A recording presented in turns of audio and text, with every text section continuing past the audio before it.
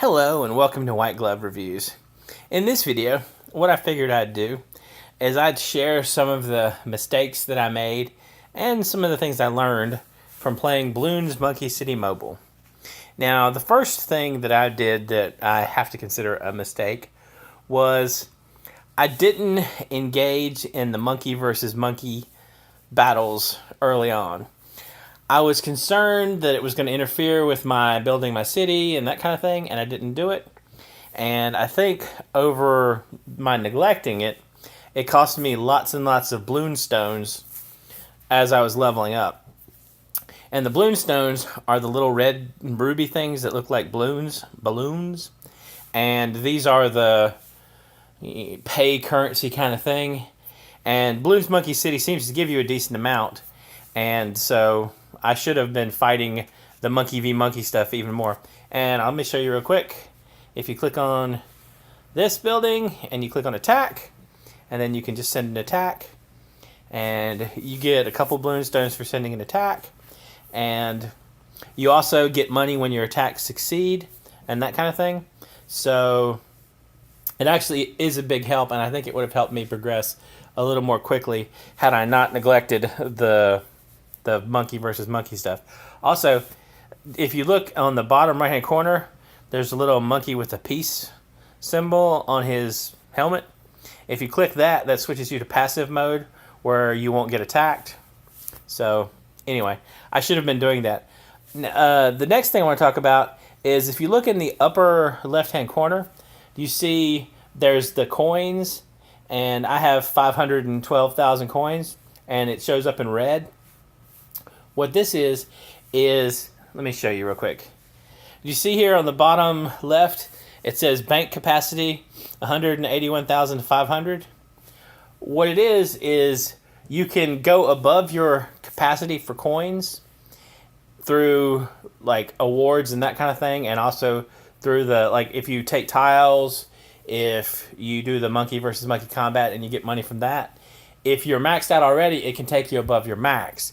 And what this will let you do is this will let you buy expensive upgrades more quickly than you normally could, because it is terribly expensive to upgrade your banks and it takes forever to do it. And if there's a particular expensive upgrade you want that you would like to get earlier, what you can do is you can max out your money. Let's say, try to time it out where you max out your money at the end of the night, and in the morning when you come back, you should have some attacks resolving and that kind of thing, and you'll get extra money above your cap. The next mistake I made was kind of a funny one. Periodically, about every 6 hours, you'll have the opportunity to do a boss fight. And in this case, this is Blastopolosis. I don't know. It's a big fire balloon. And one thing, well, let me show you. I'll start the fight and I'll show you what I did to screw up. Okay, let me throw a couple of things out real quick, and then we'll start.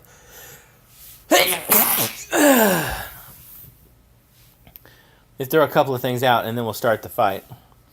Okay, the mistake that I made was, well, I'll show you as soon as the big balloon guy shows up.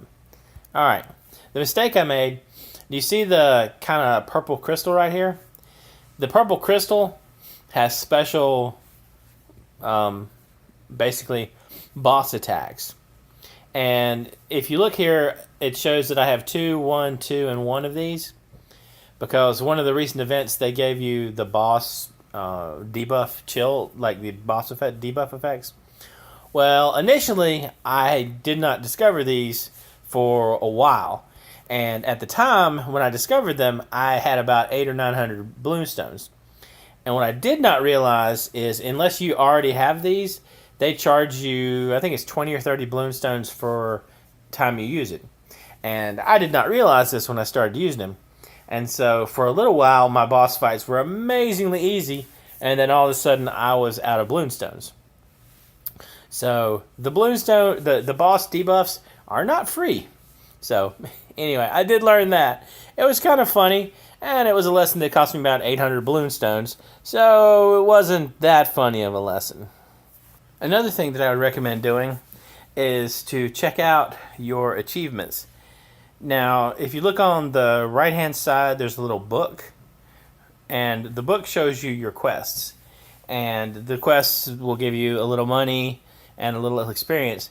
But if you look on the right-hand side, there's a little, I don't know, award-looking thing above the big monkey head.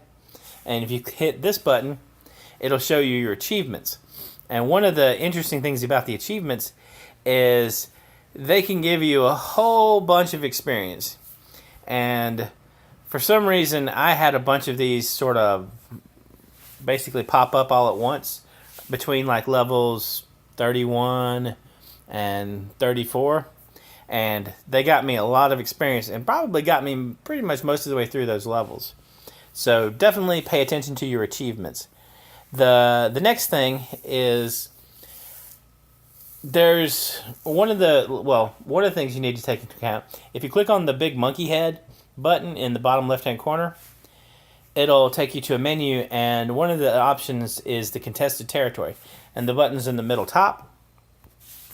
And what the contested territory is it's a map where, or a board, whatever you want to call it, where you can compete against other people, and there are prizes depending upon which version of the contested territory it is. And in this case, what happens is you get prizes based upon how long you hold the contested territory. So if you hold it for an hour, you get these prizes, 4 hours, etc. And the prizes are pretty good. So they're worth doing. The other thing is there's another version of contested territory where they test like how far you get, like whether you get to like, you know, round 20, round 50, etc. And you get prizes based on that. Now, I think the contested territories are probably my favorite board to do because they let you use way more monkeys than, you know, you get to in a normal, you know, 20 or 30 round tile. So they're really entertaining, and the problem that I've started to run into now is my phone will start to lag around, I'd say maybe round 40 or 50, and it gets really bad around 50. And so it's tough. And I mean, currently I'm playing on a Google Pixel XL, so I suspect that I have about the best phone that, I mean, like, I'm hard pressed to think of a phone that's going to get better. So maybe if you want to play contested territories and get to 100, you need to maybe play it on a tablet or something. I'm not sure. I know that I've made it to the low 80s, and it's taken forever. And more than half the time, something will just crap out, and Bloons Monkey City will die on me at that point. Like, I tab out of the game and then tab back, and the game crashes out. So it is not what I would call ideal. But up to, like, you know, in the 50s and 60s and all, you get to play with a lot of different monkeys, and it allows your games to go a little bit longer, and you get to build, like, the Temple of the Monkey God and that kind of stuff. One thing I'm a big fan of when you're doing contested territories is because you have a game that's going to run so long, any bonus you get at the beginning will make your entire game better because you have more money if you have more money at the beginning, you can advance more quickly, and your upgrades and your money gaining upgrades will have a bigger impact long term. So let me show you real quick the setup for contested territory. And in this case, this is a desert one. What I generally do with a contested territory is I'll use 3 supply crates, and this will get you about 3,000 gold in the first 3 rounds to start out with. And I'll also use a bonus monkey if I have one. And bonus monkeys, you get bonus monkeys all over the place. You even get them from contested territories, so they're not terribly hard to get. And even if you don't have one, a lot of times I'll spend the 10 balloon stones and just get a bonus monkey to start out with if my balloon stones are looking okay. So you get a random monkey, which is an ice monkey, so yay, I guess.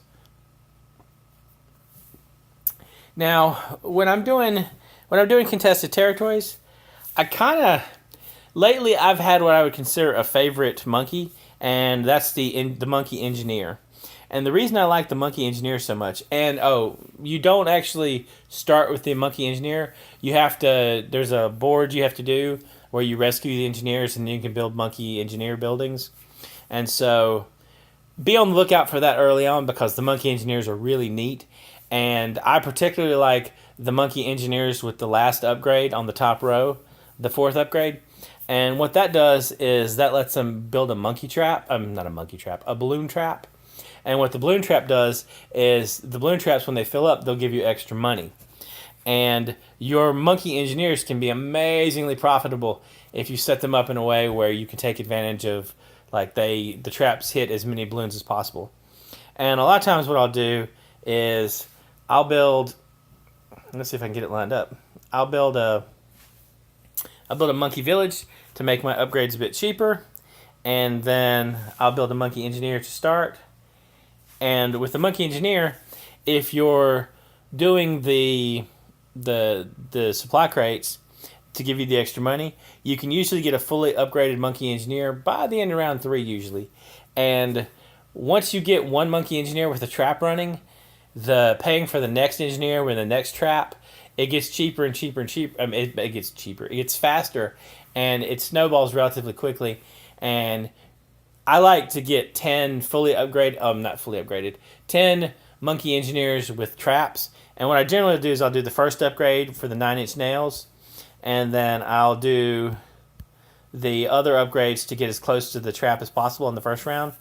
And then at the end of this, after you get the supply crate for the second round, you usually have enough to fully upgrade your trap.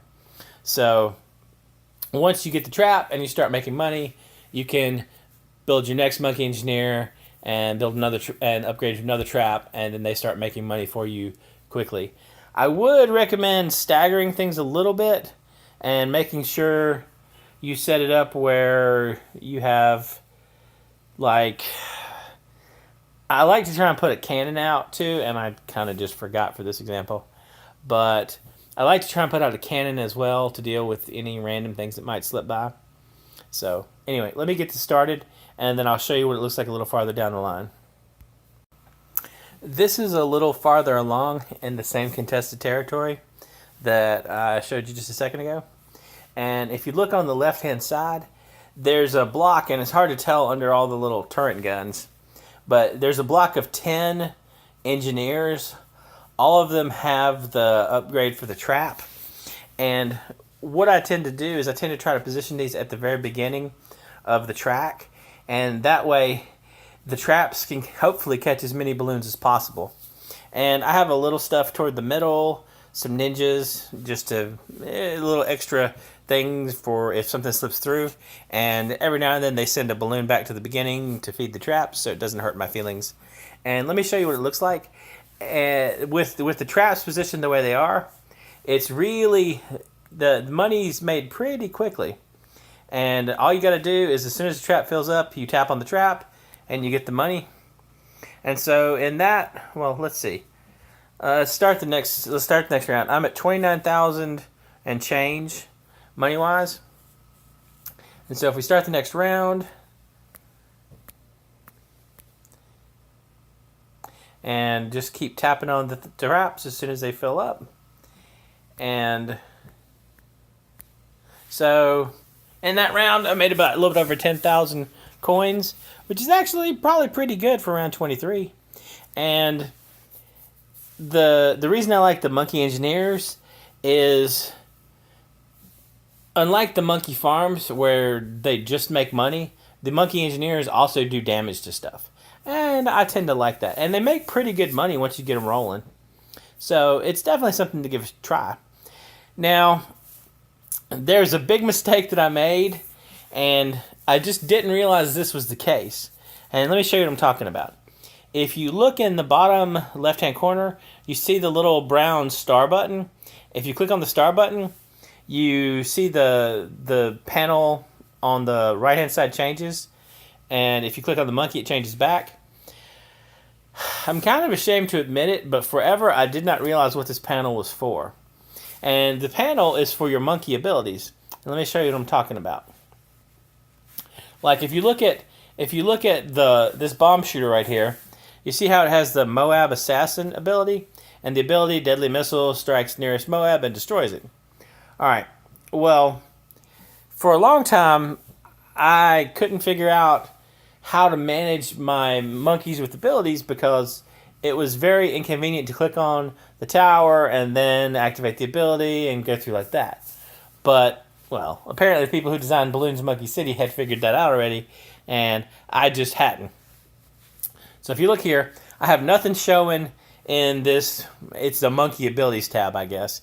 And if I go here and I buy the upgrade for Moab Assassin, what happens now is the Moab Assassin upgrade shows up there.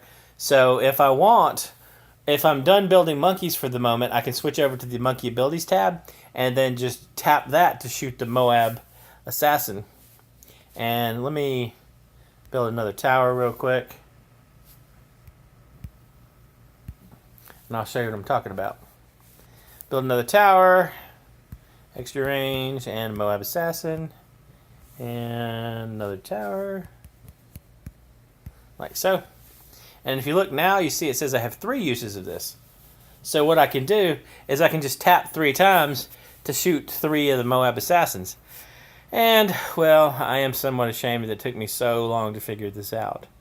But hopefully this will save some of y'all the hassle of having to do it manually for a while. I just didn't use certain abilities because I didn't see a way to easily use them. Like the sniper ability to get the supply crates. I never used it because I couldn't click on each individual sniper and then click the ability. But if you just have to click like 10 times real quick right there, it's a much better deal. Hopefully that particular mistake will save y'all some hassle and trauma and maybe make things easier than it was for me. Here's the same contested territory a little farther on. And what I've been doing is just building units that have abilities to use. And as you can see, if you access the little tab for using the abilities, it makes it much easier to handle. Like, there'd be no way to individually click all 18 of the little snipers to get the supply drop.